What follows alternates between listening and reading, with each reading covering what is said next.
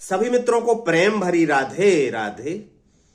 आज एक रहस्यमय कथा सुनाते हैं जो कि शिव महापुराण के पार्वती खंड में वर्णित है। आपके मन में कभी विचार आया हो और नहीं आया है तो अब लेकर आए वो विचार, मैं बताता हूं। आपने कभी सुना नहीं होगा कि विष्णु भगवान और लक्ष्मी जी की कोई संतान नहीं है, लक्ष्मी जी का कोई पुत्र या पुत्री नहीं है। हां, जब वो अवतार लेते हैं पुराणों के अनुसार पृथ्वी पर, तब उनकी संतानें होती हैं, लेकिन विष्णु और लक्ष्मी की कोई संतान नहीं है। सोचा अभी आपने, कभी भी विचार आया आपके मन में कि ऐसा क्यों है? क्योंकि हर स्त्री को मां बनना चाहिए। तो देर ना करते हुए मैं सुनाता हूं वह पवित्र कथा जो कि शिव महापुराण में वर्णित है, पार्वती खंड में। घटना कुछ यूं घटी कि जब शिव और पार्वती का विवाह हुआ और वे विवाह करके सभी देवता तो अपने अपने धाम को, अपने अपने लोकों को चले गए और शिव और पार्वती कैलाश पर्वत पर जाकर रमण करने लगे, विहार करने लगे। और शिव और पार्वती अपनी कुटी में काम क्रीड़ा में रत हो गए।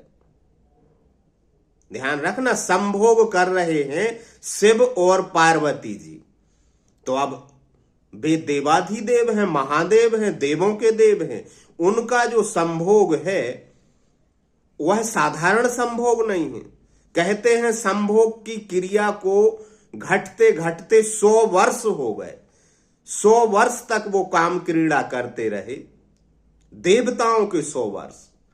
लेकिन यहां घटना क्या घट गई उसका किसी को पता नहीं था। देवता त्राहिमाम करने लगे, क्योंकि दैत्य हुआ एक तारकासुर नाम का दैत्य, और उसको वरदान था तारकासुर को कि शिव के वीर्य से उत्पन्न संतान ही उसका वध कर सकेगी। और तारकासुर तो बहुत सताने लगा था। तो सब देवता जाकर और शिव जी के पास जाते हैं प्रार्थना लेकर, तारकासुर से त्रसित होकर, क्योंकि शंभु शुक्र संभूत सुत तेही जीतई रन सोए। शिव जी के वीर्य से उत्पन्न पुत्र ही उसे जीत सकता है।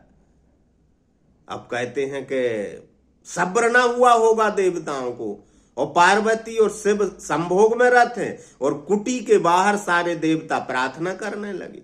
देवताओं की प्रार्थना सुनकर ओघड़ दानी आशुतोष भगवान भोलेनाथ संभोग क्रीड़ा को अधूरा छोड़कर ही बाहर आ जाते हैं। पार्वती जी भीतर हैं, संभोग क्रिया को अधूरा छोड़कर और भगवान भोलेनाथ देवताओं की प्रार्थना सुनने के लिए बाहर आ जाते हैं। बातचीत करने लगते कि प्रभु कुछ करें, तारकासुर से हम बहुत त्रसित हैं, बहुत दुखी हैं। तो कहते हैं कि पीछे से पार्वती भी आ जाती हैं। लेकिन पार्वती आती हैं जब तक भगवान शिव अपना वीर्य पृथ्वी पर गिरा देते हैं। भगवान बोलते हैं कि मेरा वीर्य स्खलित होने ही वाला था कि देवता आ गए और मैं बाहर निकल आया, और भगवान शिव ने अपना वीर्य पृथ्वी पर गिरा दिया। पार्वती की कोख में ना जाकर और उनका वीर्य पृथ्वी पर गिरा, यह दृश्य देखकर और देवताओं को प्रार्थना करते हुए खड़ा देखकर, करवद्ध खड़ा देखकर, और मां पार्वती बहुत क्रोधित हो जाती हैं और वे शाप देती हैं देवताओं को कि तुमने मेरा काम अधूरा किया है, मेरे काम में बाधा की है। मैं संतान उत्पन्न करती शिव का वीर्य धारण करके, और आपकी वजह से शिव ने वीर्य पृथ्वी पर गिरा दिया है। इसलिए मैं सभी देवताओं को शाप देती हूं कि आज से तुम्हारी स्त्रियां बांझ हो जाएंगी, सभी देवांगनाएं बांझ हो जाएंगी, कभी बच्चे पैदा नहीं कर पाएंगी। अब देवता गर्भ धारण करेंगे और बच्चे पैदा करेंगे। ऐसा भयंकर शाप दिया पार्वती ने।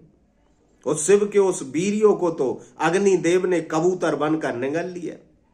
ऐसी कथा आती है।